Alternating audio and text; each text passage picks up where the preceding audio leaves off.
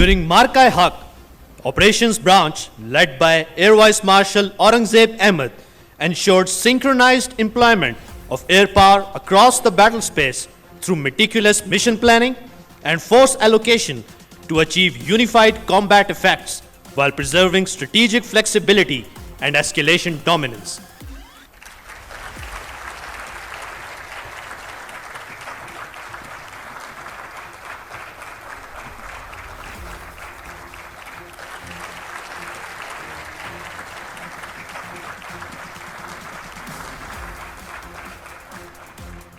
PAF's integrated air defense under the command of Air Officer Commanding Air Defense Command ensured enemy threats were detected, tracked, and neutralized in time as a unified architecture. It also enabled pinpoint standoff strikes against enemy assets using long-range vectors. Ladies and gentlemen, the Air Defense Team.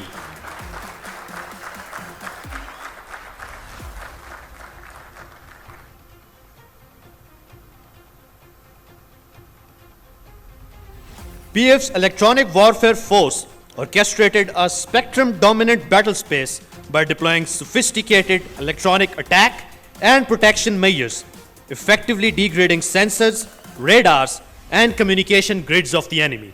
Ladies and gentlemen, the team of EW Force.